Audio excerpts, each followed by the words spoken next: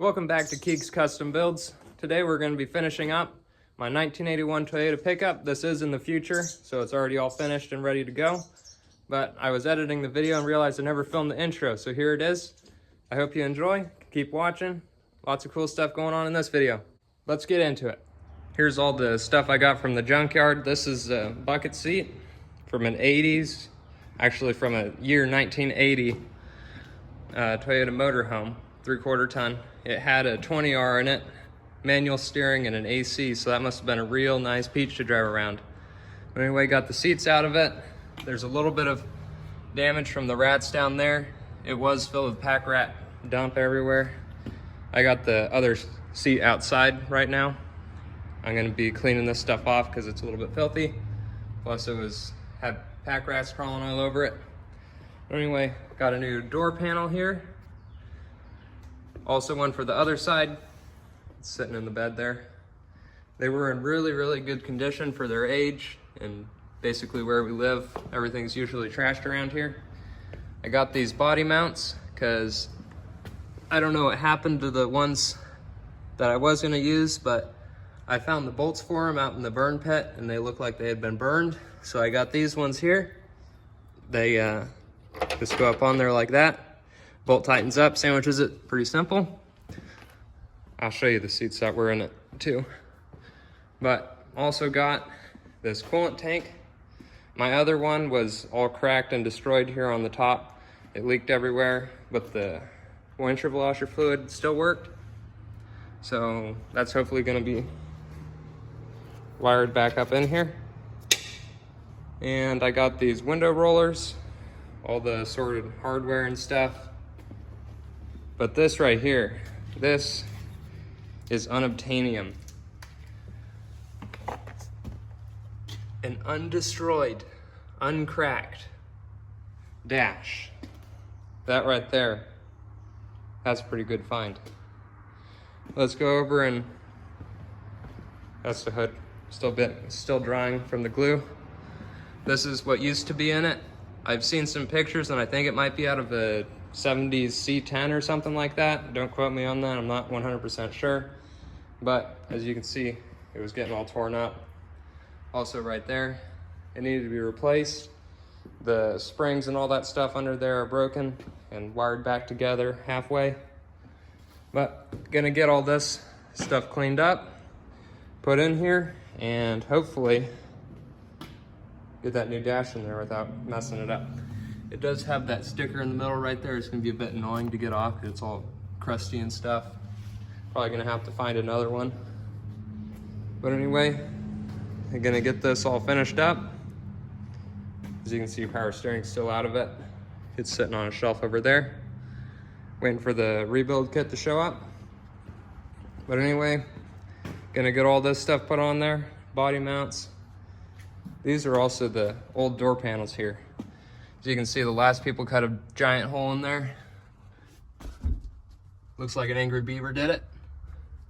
I'm not sure how we're gonna cover that up because the door panel's only gonna come to like right here and cover everything up. Gonna have to figure out some sort of skirt, but this is like a, I don't know, MDF cardboard stuff.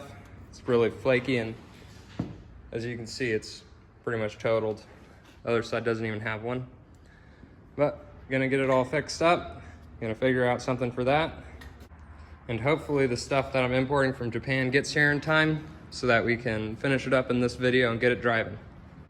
So I wanted to show you guys what it looks like in here before we get all that stuff replaced. You can see the old dash, they painted it.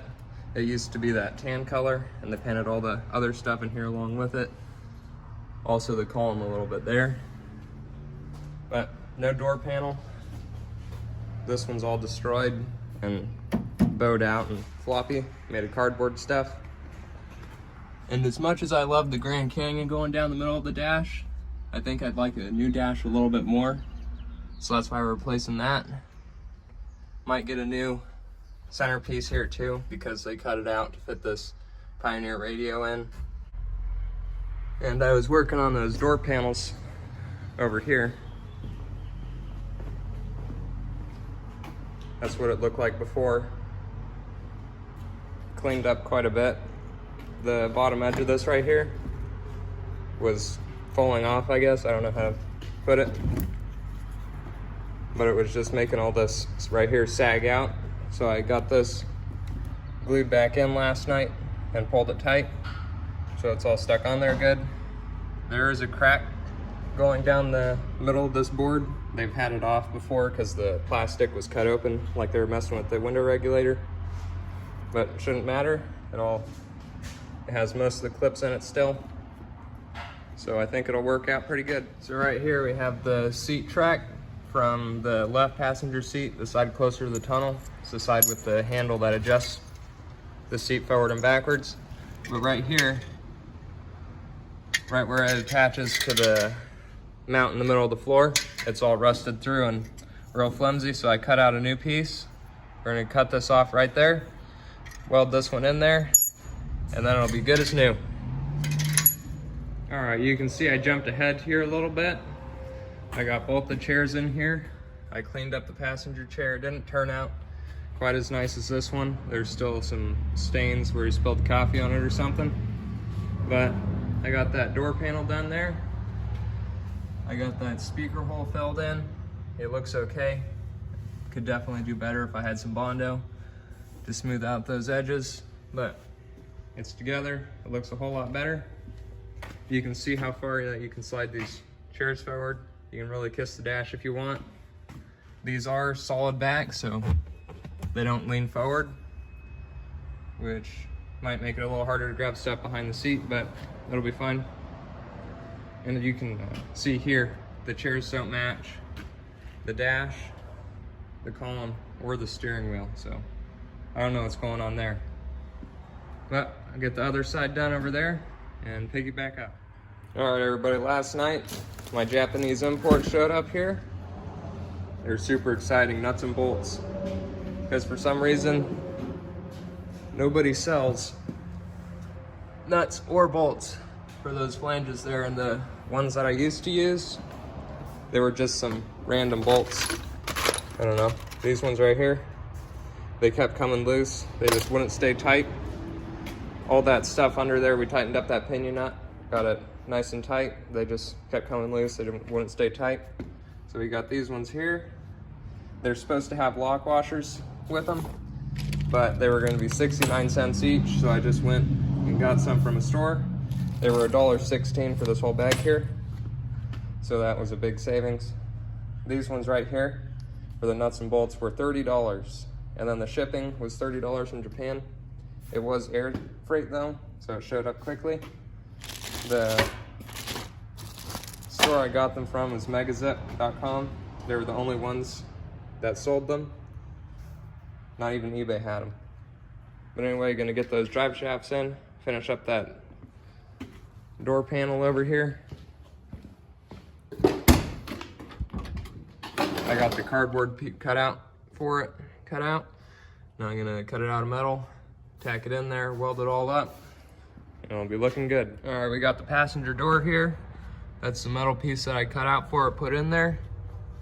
You look down at I bent some ribs into it so it matches this here and on the bottom. It doesn't look that nice right now, but it looks pretty good on the other side. And I think I got this one better. I made sure all the edges were perfectly flush. On the other side, it messed up on the bottom. So this metal piece was pushed in a little bit. But you can see, I also filled in all these little screw holes that they had drilled to put in that cardboard door panel stuff. I don't even know what it is, but got those ground down. As you can see, I wire wheeled this whole section here. The paint was all chipped off of it and just not looking good. So I'm just gonna repaint this whole section. Plus I have to paint that too. And I'll tape it up and get it painted. Pick you guys back up then. As you can see, I got it painted up. I have the door facing into the light so you can see what it looks like there. I think I did worse on this side. As you can see, I got some gouges right there. But from back here, it looks good. And out of the light, it looks even better. So it'll work for now. I'm gonna get some of this plastic right here. put it back over this panel here, tape around the edges, all the way around. I already did it on that side. Put the door cover back on it, get the handles all put back together. I'm gonna need to get the bezel piece that goes behind this. It's a plastic piece, like that one right there. I forgot to grab one while I was at the junkyard, so I'm gonna get one of those, put it behind there. Gonna need to get one of those little plastic bezels for this, keep it from rattling around. Also forgot that, but get that plastic on there, put the door panel on. That's what the plastic sheeting looks like in there. I just taped it around the edges. It's not as good as factory, but since it didn't come with it, the last owners ripped it out. That's what's going in there. The cover, door panel here, just clips into these little holes here with those clips into those holes. Gonna get that put in there. Now pick it back up. Now the door panel's on it. It's looking premium. Paint's a little faded up here, but whatever. This is the bezel I'm talking about that it needs. It just covers up this open space right there. Handle's on there good. I'm gonna be putting the other roller handle on there, but I need to get a file to clean up these teeth because there are vice grips put on it before. Anyway, it's looking good. Time to move on to the next thing. And this is the next thing, also known as an issue. If you remember, this the axles, drive shaft was from an 81 Toyota pickup. This transfer case and transmission, a W56, are off a mid-90s Toyota pickup. So now, these holes here are bigger than the holes for the 81. So that bolt wobbles around in there. Go right here on the drive shaft flange. It slides in there and it's pretty tight. So we're gonna have to take this pinion off here, or the flange, and then drill holes here, here, here, and here. And we'll call it a dual pattern flange right here to make it sound extra fancy and not just we got the wrong year and bolt pattern, or we're too cheap to get custom made drive shafts. But anyway, gonna get this off of here, drill new holes in it for the proper bolt pattern, and then put it back together. All right, now we got these drive shafts and flanges up here on the bench. This is the flange from the front of the transfer case for the front drive shaft. What's really interesting is these holes are right. They're just too big for these original ones, so we're just gonna drill these holes out, make them M10, I think is the bolt pattern for them. But this rear drive shaft flange, so these holes were way off. So we're just gonna drill new holes here. It's clamped down diagonally. So we're gonna drill one hole through here, one on the bottom, and then bolt it, flip it around, and then drill these two holes out. Let's get her done. All right, I got that double pattern drilled here. These are the new holes right here. Now, if this was ever to go back into a normal 90s Toyota pickup, it would still work with these old bolt holes. I don't know why that would be, but whatever. Got these drilled up here. Working on drilling this one out here. Not sure how it's gonna work, but we're working on it. On the front drive shaft here, we just drilled out these holes bigger. We're gonna go back to the junkyard to that 4Runner and grab the bolts for these 4 up here. The back 2 are still the original 8mm bolts, along with the whole entire rear drive shaft. So it's just gonna be these 4 are the new 10mm bolts. All right, so I've been driving it around a bit now. The power steering system video is already made. I don't know if I'm gonna post it before or after this video, but anyway, when I was driving it around, I noticed that the rear drive shaft here would have a pretty bad vibration at around 45 miles an hour. And it was this sleeve here, this slip. You can't see it in the video, but it wobbles around a lot, has a pretty bad vibration.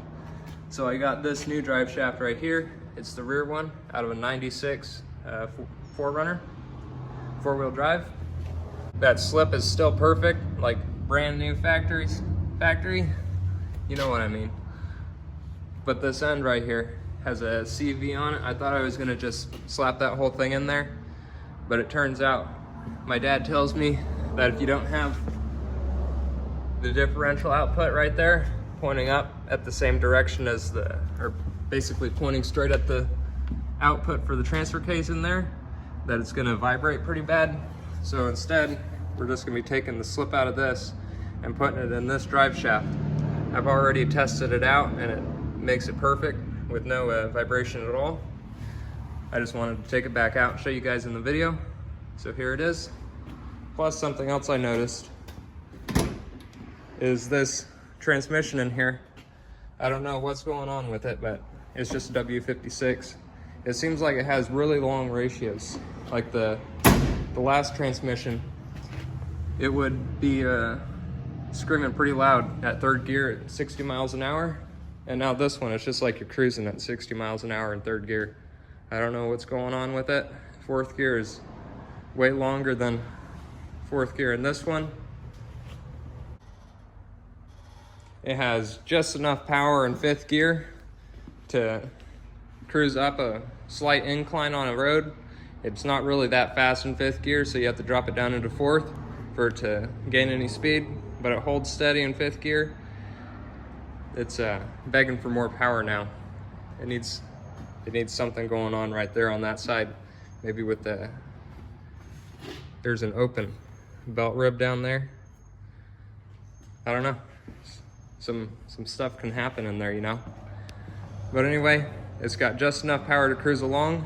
That transmission over there is a 4-speed. The new one in it is a 5th speed.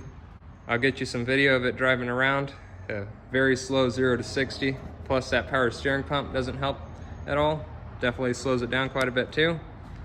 But anyway, I'm gonna get some clips of it driving around for you. And well, it's time for the end of the video yet again. I'm gonna give you a little overview of what we did.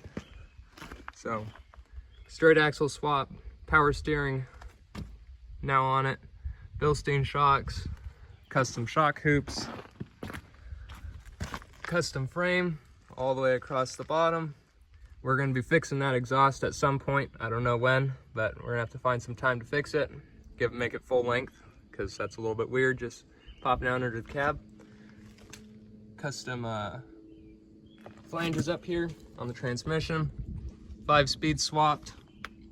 The drive shaft was lengthened 5 inches in the front and shortened 5 inches in the rear to fit the extra length of the transmission, because the 4-speed was shorter a bit. Moved to these rear leaf spring mounts because they were in the wrong spot. Custom mounts for this bumper. Now it's actually sits flat and straight. It used to be sagged down a little bit like that. Now it's sitting on there good. Just custom mounts on this side. Repainted everything. Painted the fuel tank. Fixed the wire, the ground wire that was rusted off the fuel tank in one of my shorts. If you want to see how to do that, it fixed the gauge from going all over the place. Painted the axles. Moved the cross member in here. Flipped these mounts right here that go onto the frame backwards from my old frame. They fit on there good now. Just welded them on. The bolts go in the same holes. And I'll pop the hood here so you can see what it looks like underneath. Also repainted that grille, restored it. Custom bumper mounts in there so that it would fit on there like original. I made the gaps a little bit tighter so it would look a bit cleaner. But other than that, it's all back factory pretty much. Same carb on there. It is having a little bit of a fueling issue right now. If you hold it wide open for about 10 seconds, it starts to bog down. Not enough fuel getting in there. But got this custom idler tensioner for the power steering pump here. It's adjustable so it tightens up nice. It's in line. It doesn't flop that. Reservoir mounted on there real good. It just barely goes around the edge of that coil there. Power steering lines are pretty clean. Power steering cooler there. I pulled this pump back out of here because it was leaking where the two halves meet together. When I pulled it apart, I found out that the O-ring in there hadn't completely seated, so it was kind of squished. So I pulled that O-ring out, put a new one in. and got it fixed up. It doesn't leak anymore. It runs super quiet. You can't even hear it. And power steering works great. Drives like a dream. Other than that, it's done for this build here. And if you want to see the next one, this is going to be the next build here. Mercedes turbo diesel 300 SD. It's a 1982. The interior is really clean. Kind of surprised at how clean it is. I'll open up the door here in a second. Still got the original wheels. The tires are all dry rotted and stuff. They're gonna need to be replaced. But under here, it takes two hands to open it. One latch there and one right there. But anyway, you can see that turbo right there. It's a little tiny baby one, as you can see. Not that big. But right now, we're gonna be taking the motor out of this because it's completely seized up. I'll probably put up a little clip before I post this video. All right, go.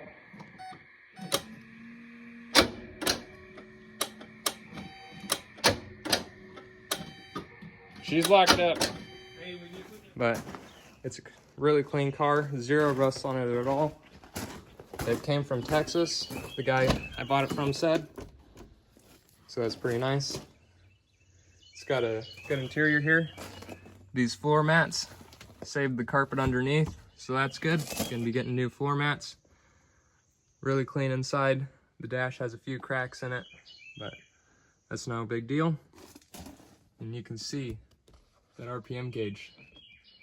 The rev limiter is set at 6,000 factory, which is pretty insane for a diesel. But anyway, this is gonna be the next project, and to get back over to the Toyota. I almost forgot the best part. You gotta check out the interior. You can see, it turned out really nice. You can barely see that spot where I welded up the speaker hole there. The seats are in there nice. I don't have a full carpet set in here, so there's that bare tunnel stuff sticking through. But it all looks pretty decent. It matches pretty good. I'm gonna be getting a radio out of the same motorhome that I got these seats out of and putting it in there. It's the original radio that came in this truck, and the speaker goes up in there. It also has a speaker, so I'm putting that in there. Gonna be finishing up the small things like that right there. That bezel isn't on it. But anyway, if you want to see more of this cool stuff, stick around. You got some more projects coming up. Thank you to all the new subscribers. You guys are really making this stuff possible. Might be able to start doing some bigger projects here soon. But anyway, thanks for watching. Like and subscribe to Keeg's Custom Builds. Keeg out.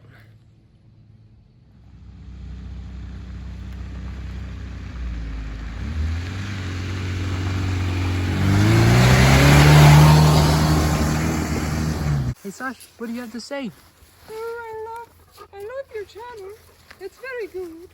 And I would like to say I like Toyotas and Mercedes, but I like K10s most of all.